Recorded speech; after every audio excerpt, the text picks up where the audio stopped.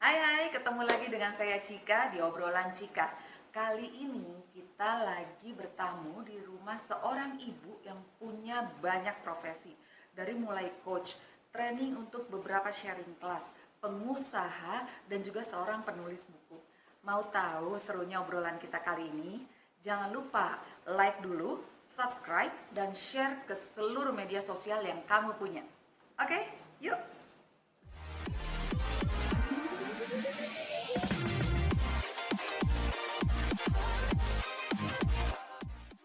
Halo Mbak Cita, apa kabar? Baik, alhamdulillah. Alhamdulillah, terima kasih sekali loh ini sudah diterima di rumahnya yang nyaman banget.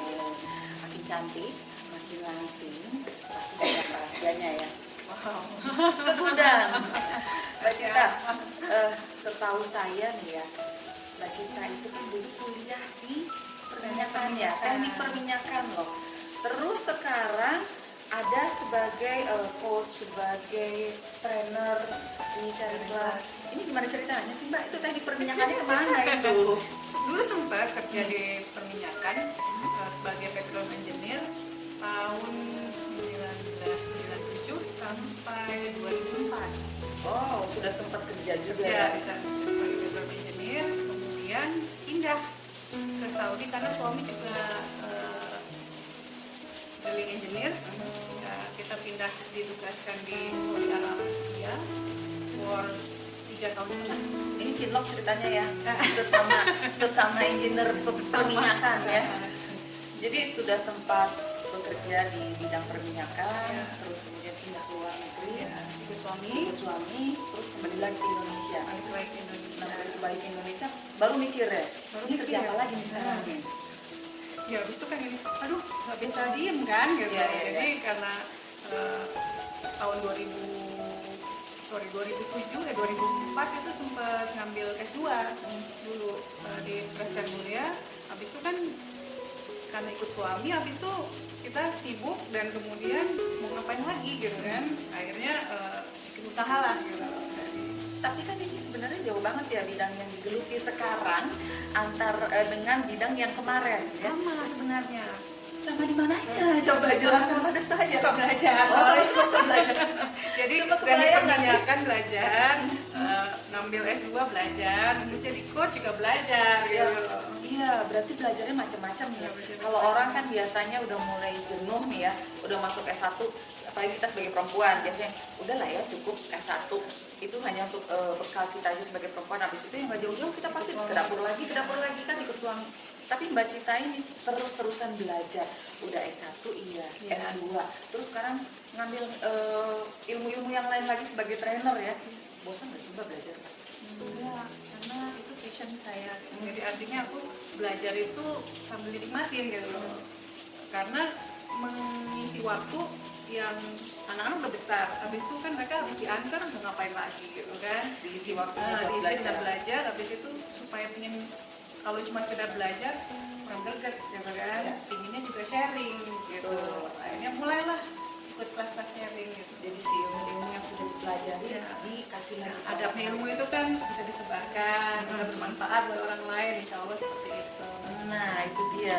Jadi sebenarnya belajar itu nggak ini ya, tidak mengenal waktu.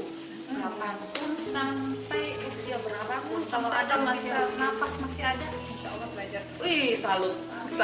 Sementara saya aja kalau udah mau belajar tuh ini di sini. Aduh ini pelajaran apa lagi ya? Kadang udah nggak masuk otak. Kalau Mbak Cita masih terus ya, masih. Jadi sekarang ini masih ada keinginan untuk mempelajari hal yang lain. Untuk apa aja, kadang-kadang kita kan kalau dalam hidup ini ada aja ujiannya. Nah sebenarnya ujian itu memanfaatkan kita untuk momen untuk belajar gitu. Ujian itu apa yang kita perlu untuk improve, apa yang perlu kita growing, nah disitu belajar lagi gitu. Juga sama saat anak-anak dulu kecil, besar, sampai dewasa pasti kan kita belajar terus. Tahapannya berbeda-beda ya. Tahapannya berbeda. Buat Anda yang belum tahu, Mbak Cita ini profesinya sekarang adalah sebagai coach, kemudian sebagai trainer juga, kemudian sebagai pembicara untuk sharing kelas macam-macam. Dan kelasnya juga nggak cuma satu macam loh. Ada kelas pelangsingan. Nah, siapa yang mau langsing? Saya tunjuk jari duluan. Ada kelas pelangsingan, ada kelas pengembangan diri, ada kelas untuk parenting juga. Iya Pak ya, betul ya? Ya dulu mengisi kelas beberapa sharing parenting dengan Ibu Okina yang Cita itu kan banyak kelas yang diambil nih ya, banyak bidangnya, bukan bidangnya apa namanya ya, ya bidang lah ya, banyak bidang yang diambil sebagai sharing kelasnya. Itu untuk pengalaman pertama Mbak pada saat Mbak pertama kali jadi trainer ngadepin audiens yang segitu banyaknya. Ceritain dong bagaimana Mbak? Wah, redek lah rasanya. Ternyata ya tetap ada groginya juga ya Mbak. Kenapa? Karena kan mereka membayar. Sementara kita tuh harus siap untuk mengajarkan, harus memberi ilmu yang sebaik-baiknya, perform well gitu kan.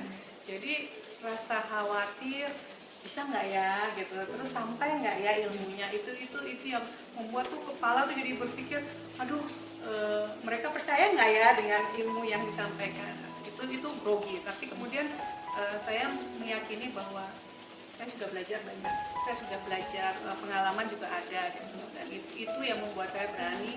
Kalau bukan saya yang bisa yakin dengan diri saya sendiri, bagaimana orang lain juga yakin dengan kita kan gitu. Sehingga mulai dari belajar, habis itu kita punya pengalaman, saya makanya lebih suka bilang sharing class gitu, karena dengan kita sharing itu apapun yang kita jalanin itu nggak jauh dari apa yang kita sudah pelajari dan kita jalani sehari-hari. Artinya nggak cuma pencitraan doang gitu kan, yang cuma hanya tahu ilmu tapi nggak dilakukan gitu. Banyak loh ya seperti itu juga Mbak. Ya. Jadi tahu ilmu ya cukup disimpan buat diri sendiri. Nggak mau sharing sama yang lain. Begitu ditanya sharingnya apa sih? Ada deh. Nggak mau orang lain maju soalnya nggak mau sama. Mbak Cita selain sebagai trainer juga sebagai coach, saya dengar juga lagi nulis buku ya Mbak. Aduh banyak banget kegiatannya. Buku apa lagi nih yang mau diterbitkan? Nah, itu karena keinginan belajar, artinya kan sayang kalau cuman hanya kita saya kebetulan salah satu guru saya tuh selalu mengajarkan saya bahwa apa sih yang ingin kamu tinggalkan. Artinya selain kalau kita masih hidup kita masih bisa sharing, kita masih bisa berbagi, kita bisa jadi inspirasi. Tapi kalau kita udah nggak ada, apa nih yang mau ditinggalin? Sebagai ini ya untuk mengenal Legacy ya, legacy warisan ya istilahnya seperti itu. Jadi buku ini mudah-mudahan menjadi jalan buat saya bahwa ilmu tuh nggak habis di situ, pengalaman juga saya sharing di situ, mudah-mudahan itu bisa dibaca. Nggak cuma di Jakarta, mungkin di daerah-daerah juga bisa nanti kalau misalnya bukunya sudah tersebar gitu kan. Dan itu juga akan terus diingat orang gitu, karena sudah berupa karya seperti itu. Tuh, itu baru beberapa hal yang saya sebutkan. Ada lagi usaha yang lain dan Mbak Cita. Jadi kebayangkan sibuknya kayak apa? Ini nih ngejar Mbak Cita 2 bulan lebih kali ya kita janjian ya Mbak ya. 2 bulan lebih. Hari ini nggak bisa, saya sibuk hari ini. Aduh saya ada acara ini. Selain sebagai trainer, sekarang lagi nulis buku, punya usaha salon juga. Makanya sekarang tampilannya kan membahana. Aduh, ini karena ya sebagai wanita ya, jangan sampai suami ini nengok yang lain. Iya, betul. Cukup ke istrinya aja. Nih, saya punya majalah. Ini ada Mbak Cita sebagai cover majalahnya. Wow. Di dalamnya juga ada cerita tentang bagaimana Mbak Cita memulai usaha sebagai salon ini ya Mbak. Ceritain dong Mbak, salonnya seperti apa sih? Salon yang biasa kita lihat kah atau ada spesialnya? Ada spesialnya. Jadi saya khusus untuk muslimah, perempuan sebenarnya intinya adalah karena kadang-kadang kita kan kalau karena buat saya sendiri saya menggunakan produk itu, kemudian kita kadang suka nggak nyaman kalau misalnya dicampur sama orang lain gitu. Itu yang membuat jadi bagus. Dulu awalnya sempat kita di Yapit itu ada kolam renang yang khusus muslim juga. Itu di situ saya mulai usaha gitu di situ. Belajar bisnis di situ. Di situ ada cowok cewek karena berenang dulu pakai jilbab itu kan susah ya. Maksudnya mau berenang gimana gitu kan. Nah di situ masih terlihat aneh gitu ya orang berjilbab masuk kolam renang. Sebenarnya saya dari dulu dari SMP kelas 2 tuh suka berenang. Jadi salah satu yang memberatkan, pernah merasa berat pakai hijab itu ya, aduh bisa nggak ya kalau nggak berenang, kalau ngeliat air tuh rasanya pingin terjun juga. Jadi itulah salah satunya, wah ada kolam renang khusus wanita muslim, jadi kita gantian waktunya itu di situlah kita ini saya lebih senang karena saya suka olahraga juga gitu. Oke. Jadi jangan tertipu dengan tampilannya Mbak Cita yang super kalem, cantik, padahal aslinya waduh lincah sampai mana-mana. Apalagi dari sana ya. Iya, apalagi sekarang ini kan suami lagi tugas ya Mbak ya di luar negeri ya, dan Mbak Cita harus apa ya, jadi sebagai kepala keluarga sementara di sini ya, jagain anak, antar jemput anak sekolah, terus ngurusin kegiatan yang lain juga. Aduh Mbak, gimana tuh ngatur waktunya? Nah, itulah sebenarnya perempuan itu perannya banyak banget. Peran kita sebagai perempuan tuh ya kadang-kadang mesti masak juga. Ya walaupun saya nggak masak sekarang ya, maksudnya sekali-sekali aja karena Jadi supir juga ya, antar jemput supir anak. juga antar jemput anak. Terus perannya banyak ya. Terus habis itu ya pas lagi ngajar, ya pas lagi sama suami gitu kan. Kemudian jadi usaha juga kita jadi panutan gitu kan. Tapi intinya ketika kita menjalani semua dengan balance, insya Allah kita tuh selalu happy. Nah itu kuncinya, happy dengan apa yang kita jalanin. Itu membuat tiap hari tuh ada sesuatu yang baru dan baru lagi. Semangat terus ya. Jadi nggak pernah merasakan jenuh, bosan. Tiap hari pagi-pagi nganter anak, mesti jemput anak lagi. Nah ini juga tadi sempat ada bocoran sedikit dari Mbak Cita, kenapa Mbak Cita tidak mau menggunakan supir untuk mengantar jemput anak sekolah? Ya, karena anak saya itu kan sekolahnya dari pagi sampai jam 5 sore. Jadi kalau misalnya pakai supir, pulang udah tugas PR lagi kan. Kita tuh kapan komunikasinya sama anak kita gitu kan.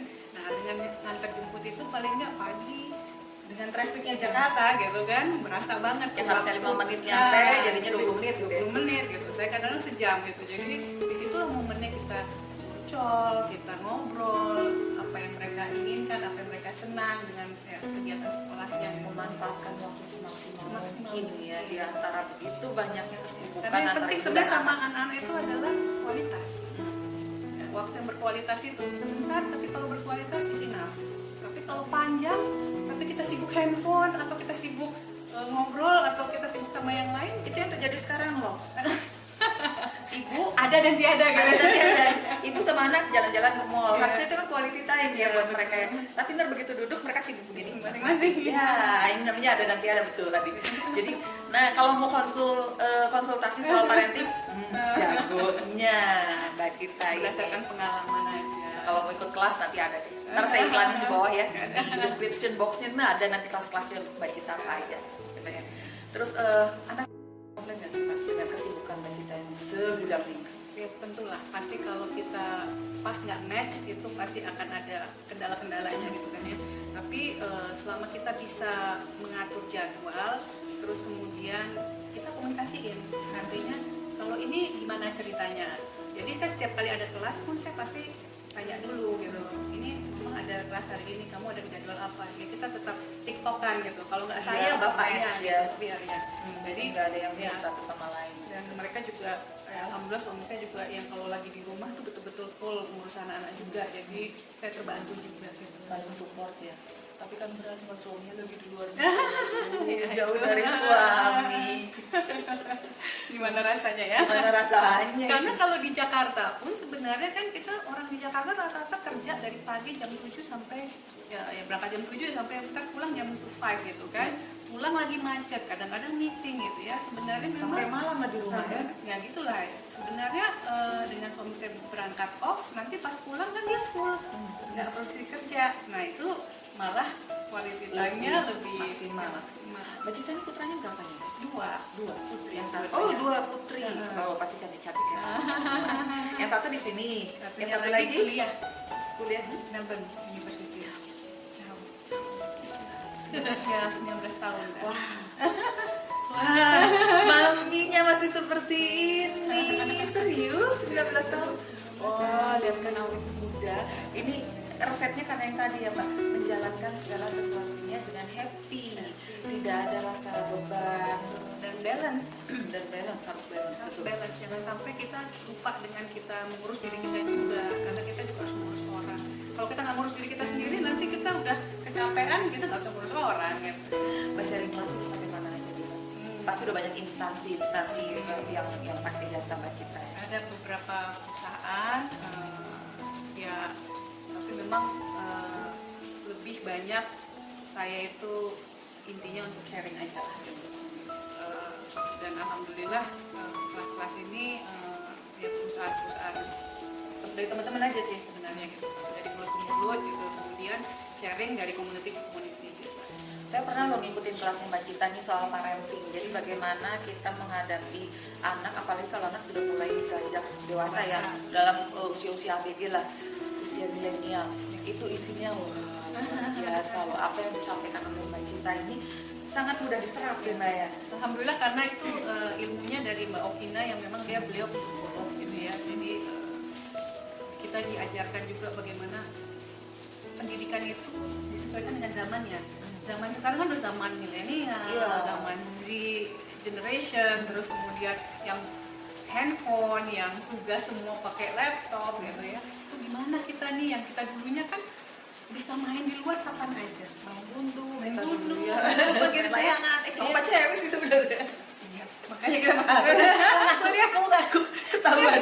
kan diperminyakan ya itu kan, sukanya lompat-lompat ke sana kemari gitu kan. Ya itu jadi anak-anak sekarang ya mereka lebih banyak fokus ke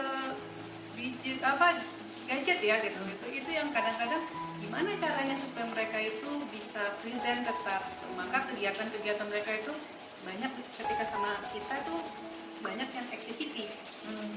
Jadi nggak lagi sibuk belajar. Oke, belajar ketika itu tugas sekolah nggak apa-apa. Tapi pas kita ya sama-sama jalan kemana, terus ngobrol gitu. Jadi nggak gadget melulu. Kalau anak yang satu di Melbourne kangennya kayak itu memanage rasa kangen. Kayaknya sama anak ya susah loh. Kalau sama suami masih bisa lah dipikirin dikit, sama anak harus susah banget. Satu, saya pembelajarannya adalah anak itu titipan. Ya. Jadi Allah itu bisa memberi kita, bisa juga mengambil. Jadi anak saya yang nomor 2 itu ketika umur 3,5 tahun tuh sempat step. Nah itu buat aku tuh momen aku merasa aku hampir kehilangan anakku yang nomor 2 itu. Jadi aku merasa bahwa ya itulah kalau Allah mau kasih kita punya cobaan apapun itu, anak itu cuma titipan. Jadi sejak saat itu ya alhamdulillah masih kecil banget kan anak saya. Jadi saya selalu berpikir bahwa ini cuma titipan. Nah karena ini titipan maka saya akan menjaga sebaik-baiknya dan ini akan dikembalikan sama yang punya. Nah itu yang membuat saya jadi selalu tidak pernah merasa terlalu memiliki. Walaupun pasti ada rasa namanya anak kan gitu ya, dekat sama anak.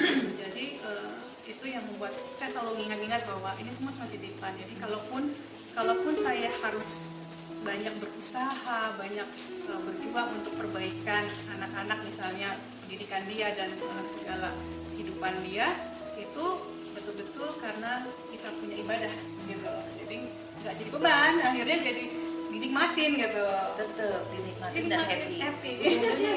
Dan satu lagi balance. Itu kuncinya dari Mbak Cita. Aduh, mudah-mudahan itu jadi senang banget ini ngobrolnya, kayaknya kurang panjang kalau ngobrol sama Mbak Cita ya, harus ngikut satu kelas minimal 2 jam tuh baru enak ngobrol sama Mbak Cita ya. Nanti tipsnya makin banyak. Nah itu dia. Nah sekarang giliran saya mau nodong nih.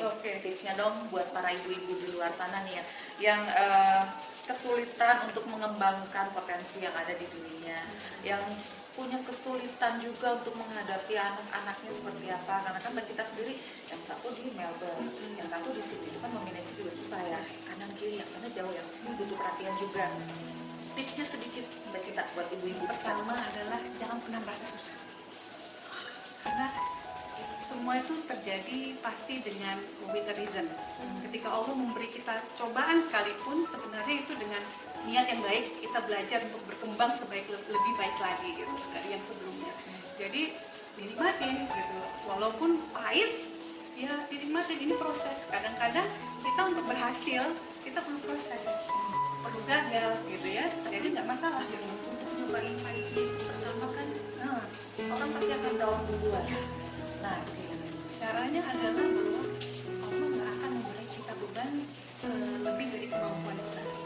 Itu membuat kita satu merasa Allah selalu di samping kita, selalu akan memberi pertolongan. Saya selalu ngajarin ke anak-anak bahwa di mana ada kesusahan selalu ada kebaikan, di mana ada kemudahan bisa juga ada kesusahan bersamanya gitu ya. Jadi itu balancing lagi ujungnya. Balik lagi ke balancing ya. Jadi artinya manusia itu pastilah ada masa susahnya, tapi itu yakin setelah hujan akan ada pelangi. Yang indahnya dunia kan. Semua akan indah pada akhirnya. Pada akhirnya. Mbak Cita, terima kasih Sama-sama. banyak bincang-bincangnya kali ini. Banyak sekali ilmu yang bisa diserap dari Mbak Cita, banyak sekali tips-tipsnya juga. Enak banget ngobrol sama Mbak Cika ini. Aduh, semuanya langsung serap di sini. Jadi obrolan yang tadi tidak hanya untuk ibu-ibu di luar sana, tidak hanya untuk Anda para wanita yang ingin maju, tapi itu berguna untuk saya. Sampai ketemu lagi di obrolan Cika berikutnya.